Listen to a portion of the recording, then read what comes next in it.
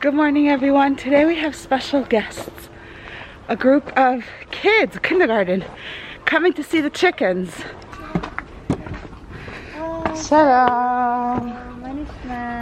Okay, so these girls only speak Hebrew, the whole gan's in Hebrew, but I'm gonna leave the audio on so you can hear them. They're so cute. Even if you won't understand their Hebrew, it's just adorable. This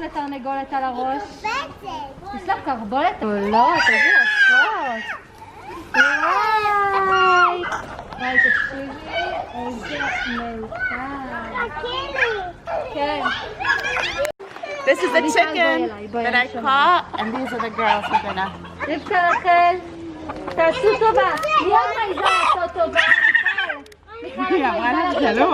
מי את? יופי, זאת מיכל, ומי את? לאה, זאת לאה.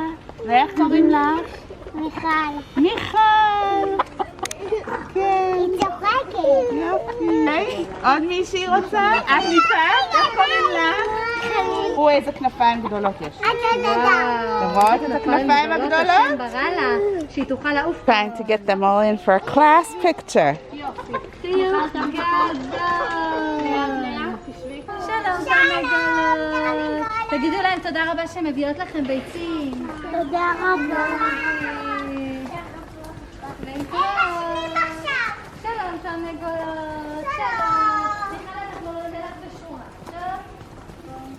Okay.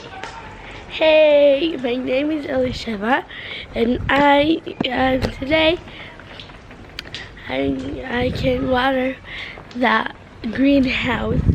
Come with me. We are watering all this thing.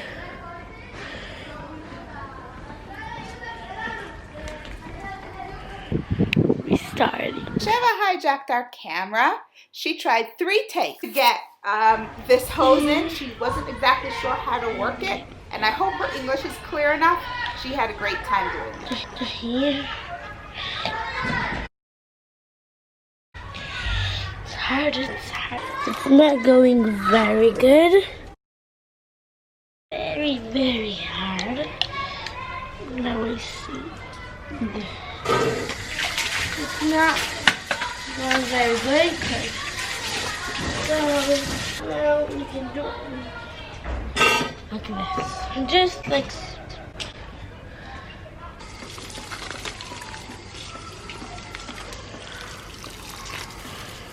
here. Okay, so thank you for watching my video. Do like. So, thank you. Hey, Nelly. Let me explain what all these bags and all these cut up fruit are. At the end of the summer, just around now, when the mangoes are at their ripest and their sweetest, I go to the shuk at night, purposely right before they close, when all their prices go down. And I get tons of mangoes that are beautiful, but they're a little bit soft, and you get them for quarter price. We're talking about, instead of anywhere between 12 to 15 shekel for a kilo, I can get it for between around 4 shekel a kilo. 4 to 5 shekel a kilo, depends on the amount of softness. And then for the peaches and the plums, the nectarines, I'm able to get it for 3 shekel a kilo, which is around, I don't know, 3 shekel a kilo is 2.2 pounds, so it's 3 shekel per 2.2 pounds, which is a joke. I have lots and lots of mangoes. And with the mangoes, what I do is I cut them open. All the peels, of course, go to the compost. I lay them out on trays like this, and I freeze it. And then I put them into Ziploc bags or containers or whatever it is, and what are you doing? What happened, Ellie? What are you doing? What? What'd you do? Show me. What? What'd you do? What'd you do? Yeah, what'd you do? Huh? Nothing? Another tray ready. I peel them, cut them up, put them in the freezer, and then they're ready to grab for smoothies, sorbets, or any other recipe. So the more mangoes, the merrier. Now mangoes, the tree is a tropical tree, and it doesn't grow good in the Jerusalem area unless it's protected over the winter, because the Jerusalem winters are too cold. So I'm going to save from the best mangoes. I'm going to save the pits, and we're gonna plant them. You know, can't hurt. Let's see what happens. So I'm going to clean it, and we'll plant it together. All the plums and peaches and nectarines, there's like a whole bunch of different kinds of fruit in here, all cut up and sliced. I'm waiting for a big pot from the Navate kitchen because I don't have a pot that's going to hold all of this. And I am going to cook that up into a compote and freeze it and have it for Yantif and for desserts and for just a refreshing, I always like to have that, refreshing treat. I make it sugar free, so put in lots of berries. I was gonna take you with me to the shuk, but I got there like right before closing time and I just wanted to rush through. So that's that. The thing I love about the bananas also, really, really cheap, soft bananas. I freeze them for smoothies and they're ready to go. The difference between the shuk and let's say a supermarket is a supermarket, the price will stay the same no matter what time of the day is and no matter if the fruit are soft or good or not. In the shuk, the difference is that it changes by the day, by the hour. It's like Sunday and Tuesdays are the cheaper days. Sunday nights usually don't have such good stuff, but whatever's left is like really, really cheap. Tuesday night as well. Every night gets lower. Thursday morning, Wednesday morning are the higher prices.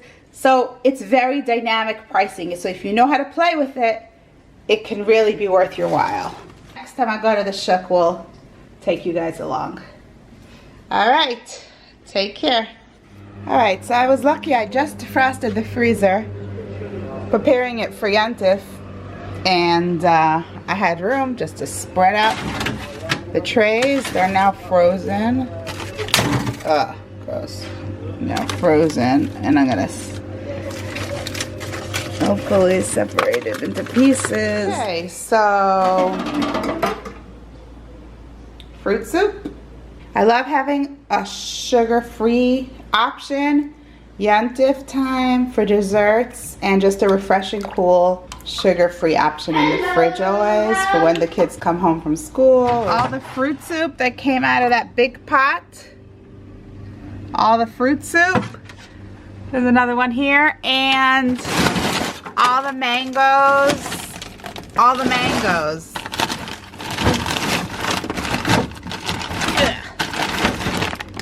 Nicely ready in Ziploc bags. Okay, we are going to plant our mango seeds. Actual video of the mango I took last week.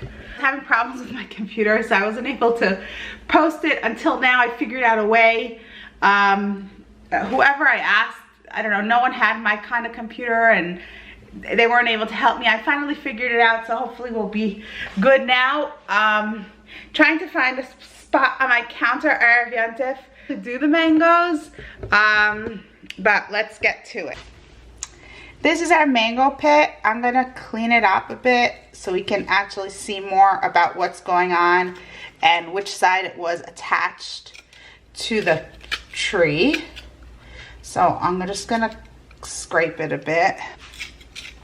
Sorry about the scraping sound. Just gonna scrape off as much fruit as we can. We don't have to do this step. I just want to show you just a clearer picture of what's going on. This is the mango pit. This is where it was attached to the tree. You can see there's like a little attachment part. And then if you notice, there's two sides. There's one side that's here, this side, and this side is harder. If you notice, if you can see through, there's a pit inside here, over there. So I went ahead and I cleaned up the other three. This is the part that's attached to the tree.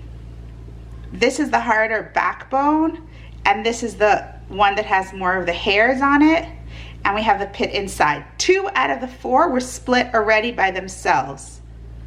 It was split, so I guess it will be easier if I just come in. Yeah, much easier. You be careful because sometimes it starts sprouting already. So I'm just gonna come in and gently open it up and take it out. It's attached again by the membrane, and just pull that off. And this one is also ready to be planted. Third one is open over there. So much easier. Okay, much easier. There you go, pop it right out. Take off the membrane. Third one, pop it out and detach it from the membrane. Number 4, last step, easiest one. I have here a pot with some earth, regular potting soil. I added a bit of perlite, but you don't have to. Regular potting soil is fine. And I am just going to stick them in. I could do each one in an individual. I'm not sure which side to plant it on. I'm just gonna plant it straight down. I'm not sure, I'm gonna look it up. Anyway.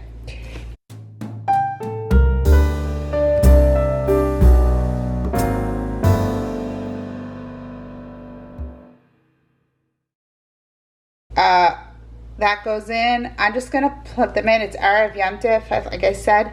After it starts sprouting, I can always come back and separate it into its own pots. Cover it. Make sure it's totally covered. Pat it down a bit, and we're gonna water it really, really well, and really, really make sure that it's moist. I'm gonna wait till water starts coming out from the bottom of this to know that it really is moist. It's just drinking it up. It was really, really dry, the earth and the perlite. So now it's coming out, now that I know it's soaked through. I'm gonna leave it over my sink to drain out a bit. The last step I'm gonna do is cover my plant with either saran wrap, which I don't have available at the moment, and so I'm going to take a Ziploc bag, and I'm gonna put it over the top of the plant, like so. Okay, it's pretty tight, okay? If I could, I'm gonna hold it on the top. It's pretty tight, it has a seal in there. I'm gonna leave it like this. And what's gonna happen is it's gonna have its own greenhouse effect. It's gonna get heated up. Heat's gonna come naturally from the sun. The vapor is gonna rise, humidity is gonna rise, and it's gonna turn into droplets when it hits the plastic. And then it's gonna rain back down into our plant. So it's gonna keep itself watered. It's gonna water it and keep itself watered. I do not have to water it at all. So I'm gonna leave it just like this. And we'll come back in 2 weeks. Unbelievable.